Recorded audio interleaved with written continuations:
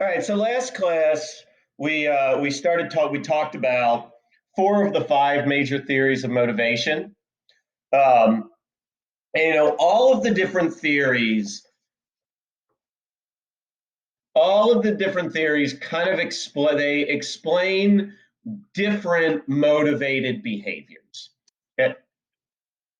They explain um, basic behaviors all the way up to more complex behaviors.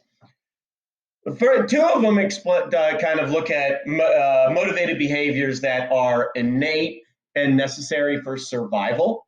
Okay, instinct theory, which is just basically inborn patterns of behavior that allow for animals to survive and reproduce.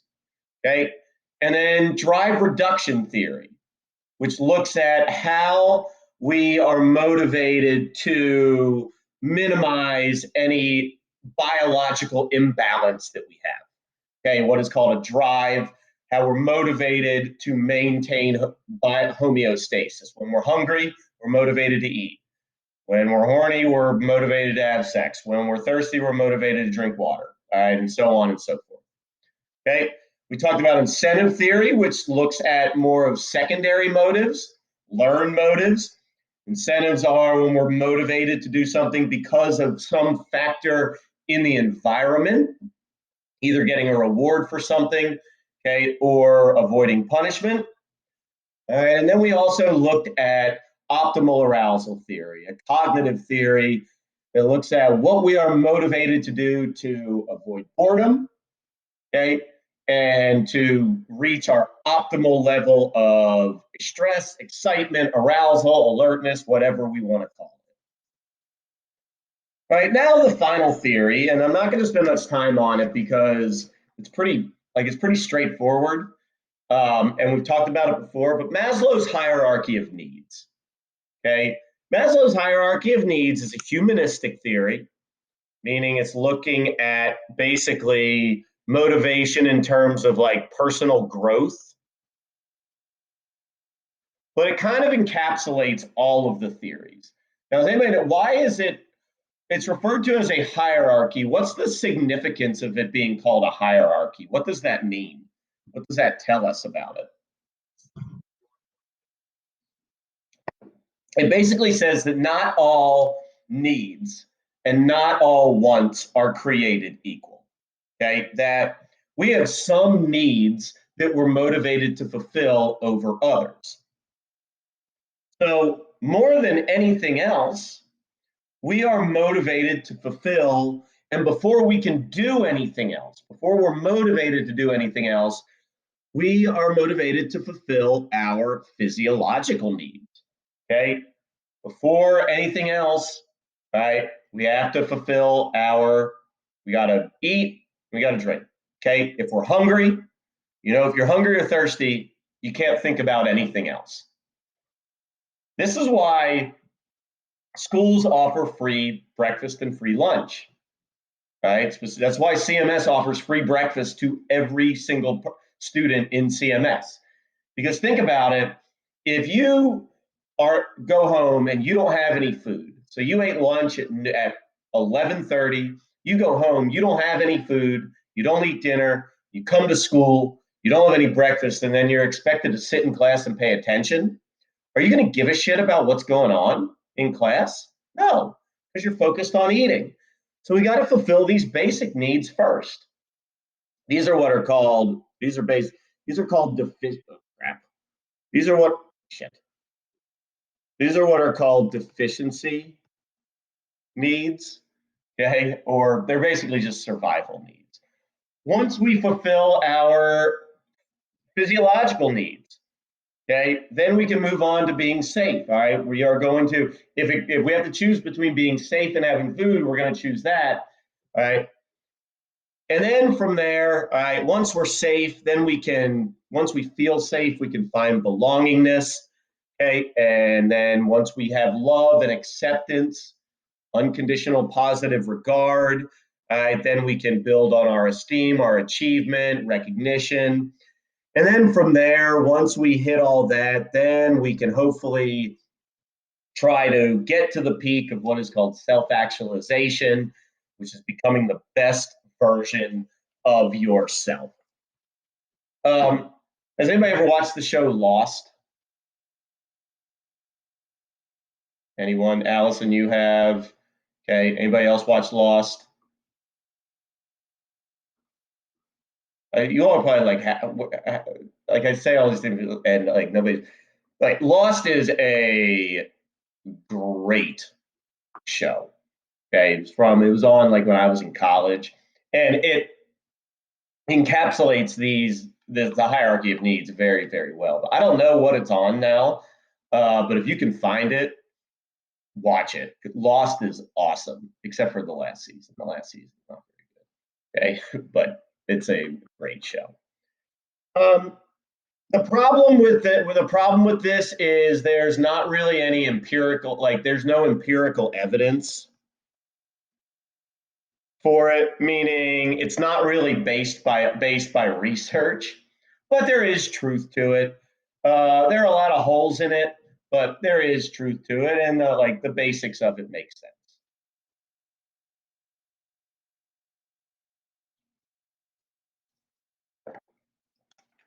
All right. Are there any questions about Maslow's hierarchy of needs?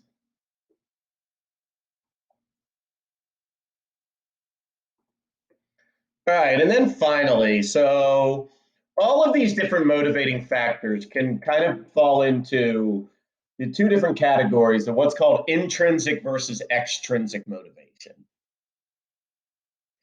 And when we are intrinsically motivated to do something, okay, that means that we are doing it just because we are doing it for the sheer sake of the enjoyment of doing it. So, like, Carly, do you play basketball and soccer just because you enjoy doing it? Soccer's more like for a career. Okay. Basketball just because I like it. Okay. Emily, you play field hockey because you like doing it or because you're like trying to make your parents happy? Okay. Michael, you play basketball because you like doing it or because you don't want to disappoint your dad? All right, good. Okay, so when we play a sport, all right, we play in a sport for the sheer enjoyment of it. That is intrinsic motivation. Okay, intrinsic, internal. If you're taking an intrinsic motivating factor for taking AP Psych is because you're just like, I find this stuff interesting. Okay, yeah, Carly, I know. I, because you're doing it because you enjoy doing it because you find it interesting and whatnot. Okay. This would fall into like the optimal arousal. Okay. Like the optimal, like you're doing it because like it just like gets you excited to do it. Extrinsic motivation is where we do things for because we are getting some sort of reward for it, some sort of external factor, or we are avoiding punishment by doing it. This would be incentive theory. Okay? If you play a sport because you know that it makes your parents happy that you play the sport, then that's an extrinsic motivating factor. If you're taking AP Psych for an extrinsic reason, what might that reason be?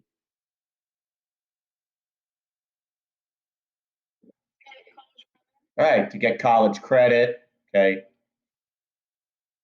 because of the 5-point weighted GPA, because all your friends are doing it, okay, all of those are extrinsic factors. Now, which one of these, which one do you think, intrinsic or extrinsic motivation, which one is going to lead to more enjoyment and better performance? Intrinsic, yeah. When we do something because we like it, we're going to perform better. Does anybody remember what it's called when I've mentioned this before, when you initially do something because you enjoy doing it, and then you start getting a reward for doing it, and it kind of takes away the intrinsic value of doing it, and you start doing it only for the reward. Anybody remember what that's called?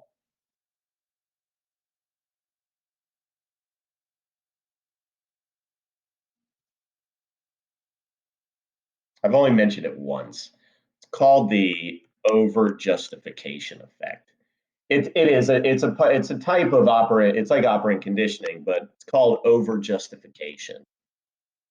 When you do something because you like it, and then you start like getting a extrinsic reward for it, and so your motivations change. If you play a sport because you like it, and then all of a sudden your parents start paying you for every goal, and all of a sudden maybe the motivating factor changes, and your overall enjoyment of it goes down. Why, guys, if you're like, I'm sure some of you all are like, oh, when I graduate from college, I don't care what job I have. I just want to get the job that makes the most money, blah, blah, blah. No, you don't. Okay. You'll be miserable. All right. Find a job, do something that you enjoy doing. If you enjoy doing it, it is you're going to be much happier than if you're doing it just because you're like making a lot of money, or it's because your parents want you to be a doctor. Okay. All right. So I don't know why I just did that. All right. So are there any questions there before we move on to hunger motivation?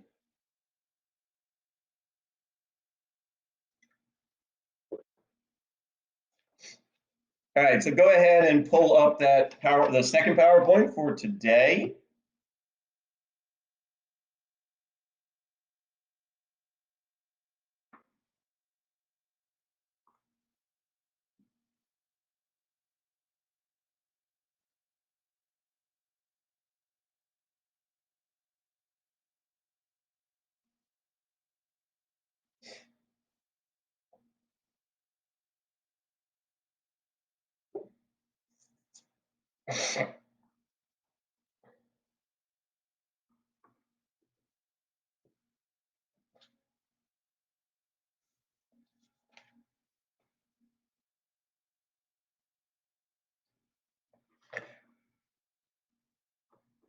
All right. So why do we eat? Why are we motivated to eat? Well, there are a lot of different reasons. What we're going to talk about for the most part is the biological reasons why we eat. Okay, but just so we know, hunger is a need for food. You all know what that is. And then a word that you probably never heard before, satiety. Satiety is being full. Okay, just think satiety, you are satisfied.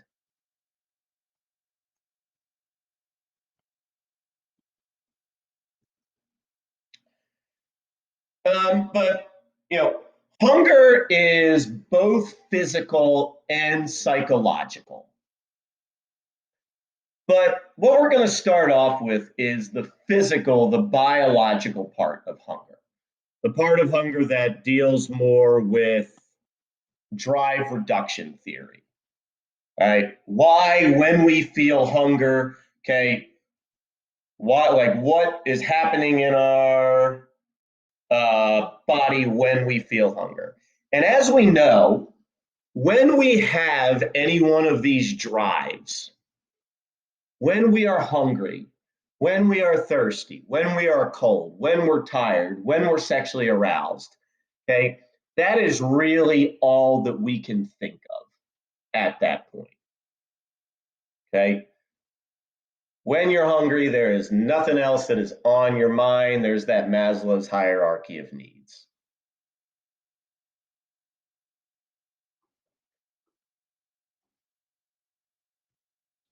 So, what do you all think? If I removed your stomach, would you still feel hungry? Okay. Yeah, of course. Okay. Now, maybe not quite as much, right? But you would still feel hunger, because what they have come to understand is that hunger is an interaction between the nervous system, meaning the brain, and the endocrine system, stomach, glands, etc. Okay? The brain releases certain chemicals, all right, to tell the stomach that it's getting hungry. And then the stomach releases certain hormones to tell the brain that it's getting hungry. Okay? Hunger, the biological basis of hunger is on what is called a feedback loop. A feedback loop is where, and it's just like brain to stomach, stomach to brain to stomach. They're just communicating back and forth with one another. Now, who remembers what part of the brain plays a big role in our feelings of hunger?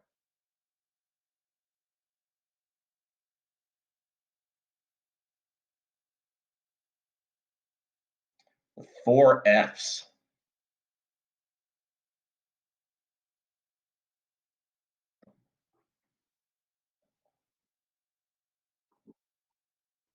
Yep, McKenna, you're right. And yep, the hypothalamus.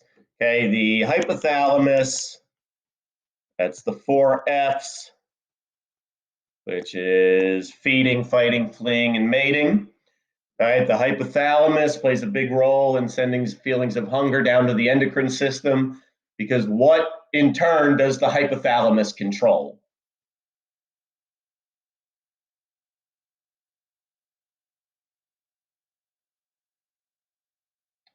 The master gland of the endocrine system, the pituitary gland. Yep.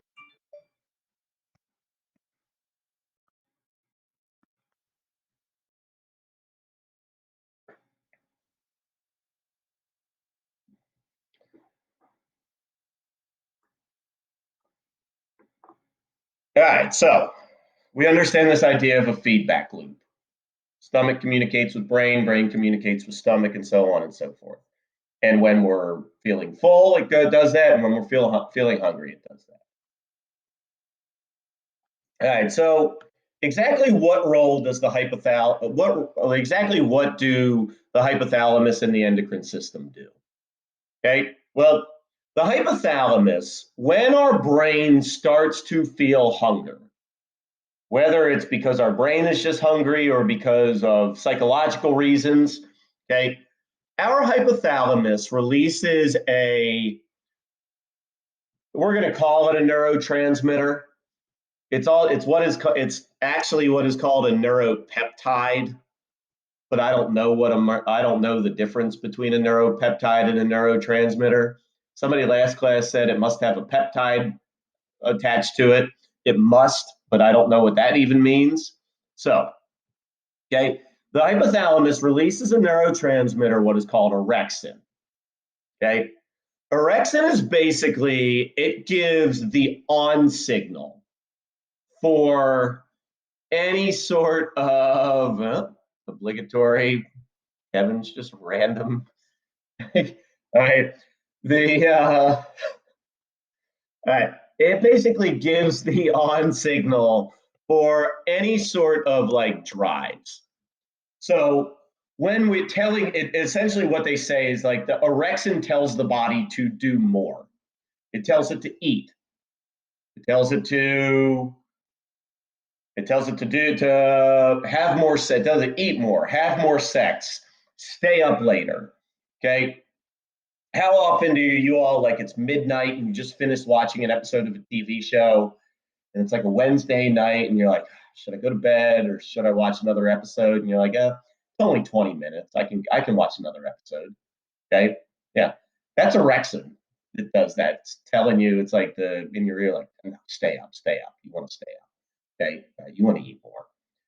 So orexin sends that on signal down to the endocrine system, down to the stomach. At that same time, when the stomach starts to get hungry, when the stomach is empty, it produces a hormone called ghrelin. Ghrelin sends that signal up to the brain saying, hey, produce orexin. We're hungry. We got to eat. So that's that feedback loop right there. Okay, these chemicals, and there are more of them, but these are the two main ones. These chemicals that are just constantly going back and forth and back and forth to produce feelings of hunger. Now, you all got lucky. In the past, we taught the different parts of the hypothalamus that are involved in all this. We're not doing that this year because it wasn't in our textbook, and so.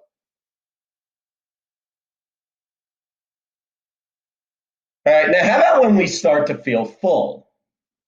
Satiety. The hypothalamus also produces an inhibitory neuropeptide, what is called anorexin. Anorexin is what gives the off signal. Basically tells the brain to tell the body to stop eating, to stop having sex, to stop staying up late. Okay? Anorexin, that is where the term anorexia comes from. Okay? Because with anorexia, you stop eating. When we are full, our fat cells and our stomach produce specifically our fat cells produce a hormone called leptin. Okay, leptin essentially communicates to the brain, hey, pump the brakes. We don't need any more energy. We're all good right now. But the problem here is, which one is faster? The nervous system communication or the endocrine system communication?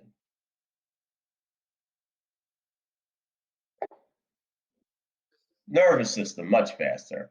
So how often do you stop eating too late and you realize after the fact, like, oh shit, I ate way too much. Like, I'm too full right now. Okay. All right. That's because those fat cells, it takes a little while for that leptin to travel up to the brain. So sometimes we don't get that signal until we've already eaten too much because of the rate at which it travels. Leptin is also produced when we sleep. What keeps us from getting hungry at night. But when we stay up way too late, that's why we tend to snack later on at night, because leptin is suppressed and ghrelin is produced when we stay up late. All right, are there any questions there?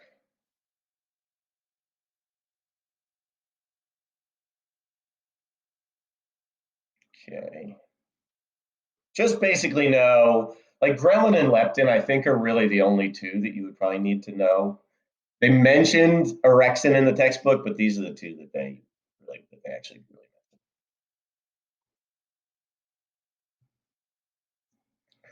All right, now there's another hormone that plays a big role. Hold on.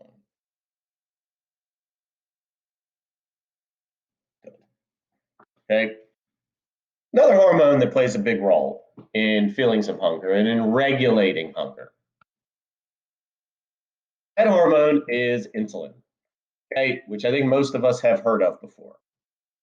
So when we eat,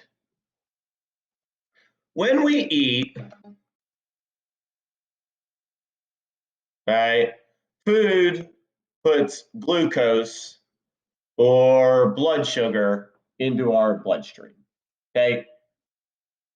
When our glucose levels reach a certain point, say here's glucose spiking, when they reach a certain point, the pancreas, right, releases a hormone called insulin, which job is to convert that glucose into energy for us to use.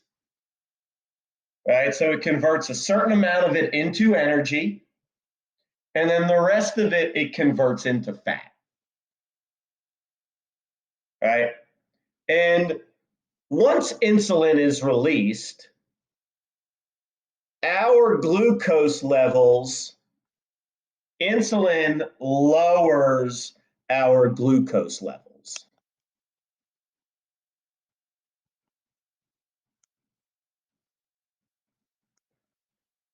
And it does it at a relatively slow rate. So once it hits that point, insulin lowers glucose levels.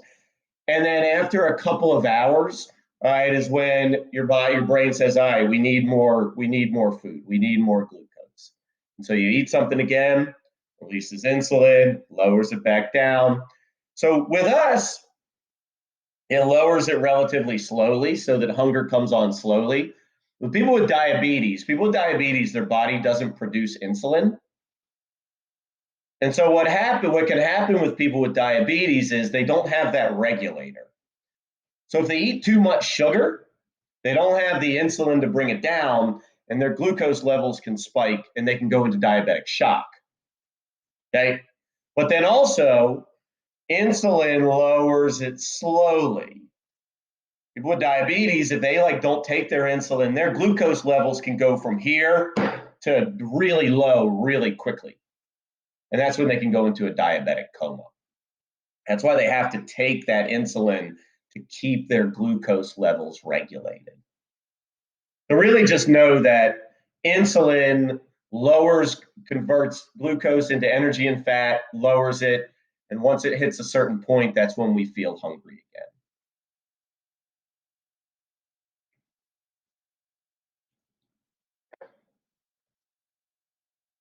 All right, are there any questions about that? Almost done. We are probably going to go up to 11:30, but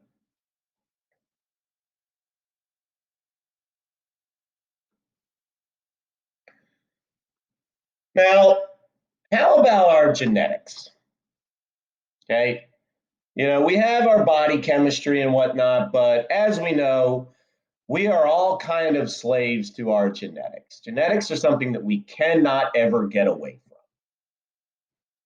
So, our heredity and our genes play a big role in our weight gain. Now, has anyone ever known somebody that has lost a lot of weight? Who's known someone that's lost a lot of weight?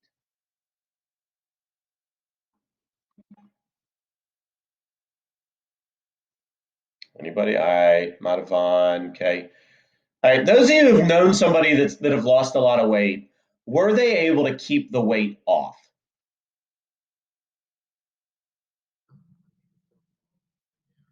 So far? Okay. All right. Anybody else?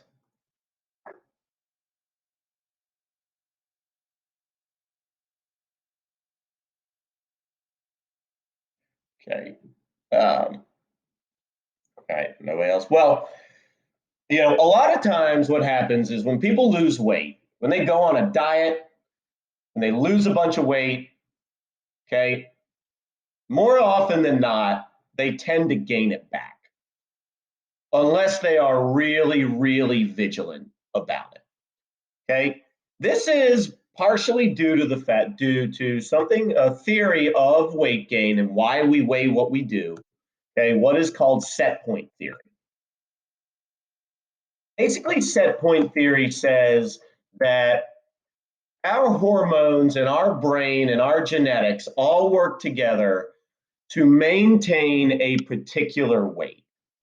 That our body has kind of its ideal weight that it thinks it should be. Now, it might not be the weight that you want to be, but it's the weight that your body thinks that it should be. Kind of like a thermostat. You set the thermostat to something, and then it works to keep the temperature in your house at that level. Our body basically works to keep our weight at a certain level. For instance, I weigh about 150.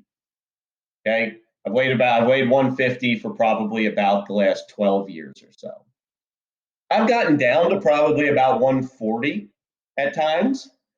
And then I've gotten up to probably about 160.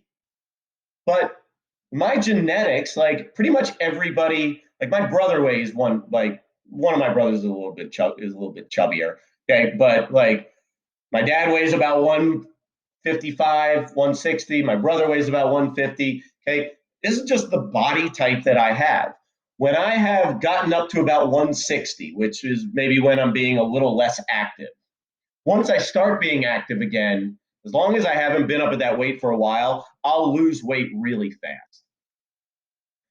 But then when I get low, all right, I notice, okay, I'll gain a little bit of weight, all right? Our body has a way of sort of regulating things. When we fall below our set point, our ideal weight, our hunger increases and our energy expenditure, or what we call our metabolism, decreases. And then when we get above it, hunger decreases, energy expenditure increases. Now, the shitty thing is with losing weight with a set point, it's really easy to raise your set point. And we naturally gain about 2 pounds a year after about the age of 30.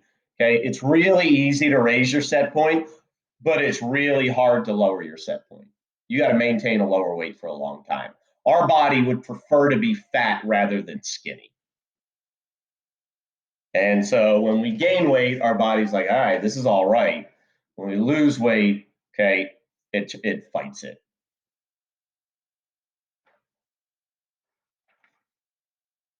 So, are there any questions about set point theory?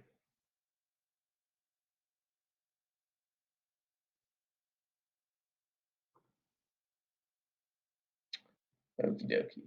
All right. You all understand what metabolism is, right? Yeah. But the official term is basal metabolic rate, but it's just metabolism. All right. So I'm not going to cover that. All right. Finally, psychology of hunger. So there's sort of the biological underpinnings of it. But how about the psychological reasons why we eat and what we eat? There is a genetic basis for hunger. Okay? They found that the preference for sweet and salty foods is universal. Everywhere in the world likes sweet and salty. But other tastes are more cultural. Okay? Westerners prefer sweet and salty over things more than anything else. Easterners prefer spicy, okay, savory. Some of them like stuff that's more bitter. We Westerners don't particularly like things that are bitter a whole lot. So there is a big cultural aspect to what we eat, what our taste preferences are, okay, and why we eat it. For instance, here's a quick little video. This is from Andrew Zimmern's Strange Foods. And in this clip, he is with the Maasai tribe from Tanzania. And the Maasai all eat and drink cow's blood. Okay. And so something that we would find, probably a taste that we would find relatively repulsive, they actually find very enjoyable.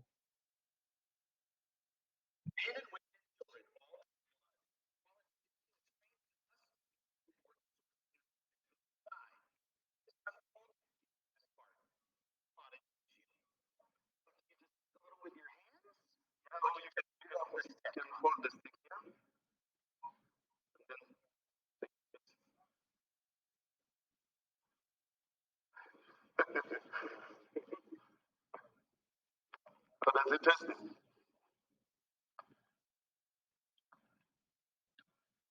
It tastes like nuts. It's very mild. It doesn't taste bloody at all. That tissue, that clotted material there is just spongy. And it's very irony. It tastes like copper. Like copper with iron in it. It's like licking a rock. But it's not bad. Do you want some? This boy wants some. You want some?